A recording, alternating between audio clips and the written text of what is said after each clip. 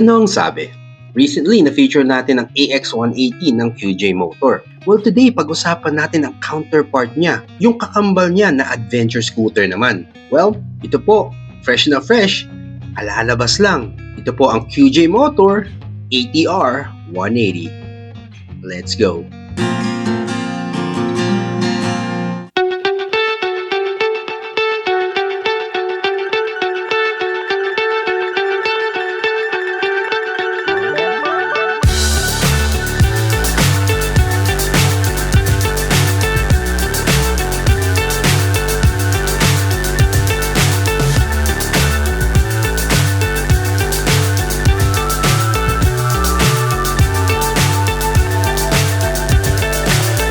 So high, I'm hypnotized.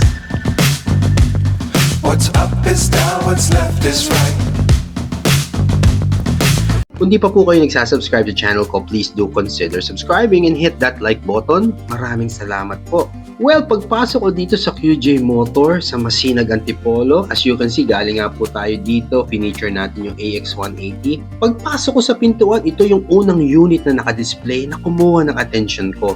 Napansin ko agad yung ganda ng livery niya, yung decals nitong ATR 180. Sabi ko, iba to ah. Ang lakas ng dating niya. Alam mo agad na this is not the same ATR 160 na na-feature na din natin dito sa simpleng channel natin. Nakakatawa yung ganito, yung simpleng upgrade sa engine, pakiramdam mo, it's completely a different version to sa dati. Pero essentially, it is very much a different one. And I can say that this is different for some reasons. Una na dyan, para sa akin, mas aggressive ang look, mas nag-i-impose siya ng adventure na character niya, mas sharp at rugged. Ramdam mo talaga na kaya kanyang dalhin kahit saan ka man. Alam mo na ready to na pang Philippine look.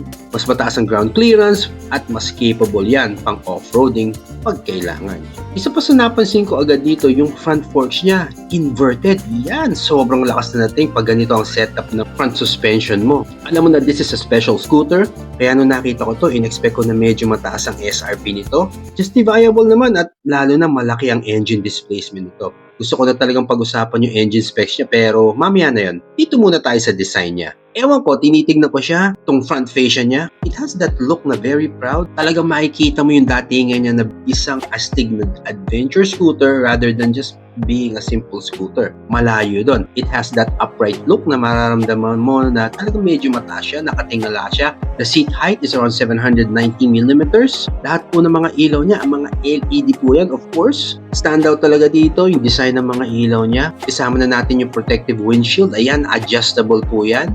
At ito mismong design ng pairing sa harap, ayan po, pati itong sa kabuuan niya, sama na natin kung paano siya ni-layer, nilatag para ma-integrate ang bawat component. Talagang makikita mo na it is all well built together. Sa side view naman, very distinctive yung design ng decals niya, very bold and rugged. Talagang sinadya nila na very visible ang ATR 180 na design. Yung decals po na yan is UV resistant and weatherproof. Ito yung mga motor, mga scooter, talagang naka-expose yan sa iba't ibang natural elements. Kaya po yan ay ginawa nilang weatherproof. Very rugged pa din, andun pa rin yung muscular look niya at dahil dual tone scheme ang kulay, ayan yung color combination. Hindi ko talaga mapaliwanag mabuti pero very striking yung visual appeal niya. Dito mas mapapansin mo na yung pagka-upright niya, pag tinignan mo sa view na to, talagang very adventure scooter looking ang dating niya. Masasabi mo na ang sarap naman bumiyahe pag ito ang ride mo. Dito sa view naman sa likod, kita ko na taillights niya very sharp ang look at integrated yung turn signals. Ayan. At all the way here, talagang kita na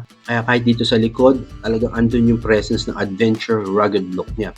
It has that minimalist appeal if you ask me. Malinis kasing tignan yung rear profile niya para sa akin. Overall, sa design concept niya, it has that distinctive modern appeal for a premium adventure scooter. Ngayon, sa pag-upo ko sa kanya, the handlebar controls ng QJ Motor, they're designed talaga for convenience and safety. Na talagang yung pagka-layout sa kanya, malaramdaman mo yung pagka-premium ng scooter. Sa kaliwa, high and low beam switch andyan, turn signals andyan, busina of course, may passing light po at meron ding rear brake lever adjuster. Pagpunta naman dito sa kanan, electric start button of course, kill switch, andyan yung cut off engine switch, Meron din po siyang idling stop system, yung switch, ayan. Ang ganda ng grip sa throttle, napaka-smooth. Ang sarap po sa kamay nitong throttle niya. Meron siyang parking controller, may charging port access, napaka-premium ng finish. Ang ganda ng buttons, ayan no. Talaga mararamdaman mo na this is not just an ordinary adventure scooter. Well, speaking of engine, of course, 4-stroke, single overhead cam, 4 valves, liquid cooled, exact displacement 175.3 cc, maximum power 18.1 horsepower at 9,500 RPM, 15.2 Newton meters of torque at 6,000 RPM. Fuel injected, of course. Approximately, fuel consumption, masasabi natin siguro mga around 35 to 38 kilometers per liter on an average. Depende talaga sa karga mo, sa riding conditions, mga factors na yun, alam naman natin.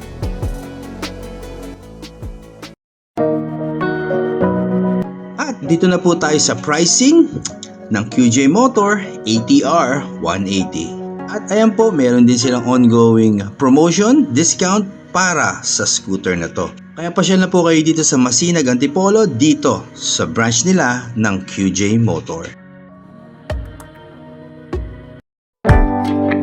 Sa pagtatapos, sabihin na natin that it is quite pricey. Yes, adventure scooter to na talaga naman sumasabay sa mas well-known brands sa category niya. Kaya kung nagdadalawang isip ka siguro, ito masasabi ko, just take a close look at what you're getting if you buy this. Alam mo sa sarili mo na if you buy this, di ka magsisisi. Ganun lang kasimple. Sobrang solid. Ito po ang QJ Motor ATR 180. If you found some value on this video, please do consider subscribing and hit that like button. Maraming salamat po sa mga tumangkilik na nood ng mga simpleng videos natin for this year, 2025. Tuloy-tuloy po natin itong gagawin. And of course, 2026 na, start of the year, we're going back to 4 wheels. Ride safe everyone, and I'll see all of you on the next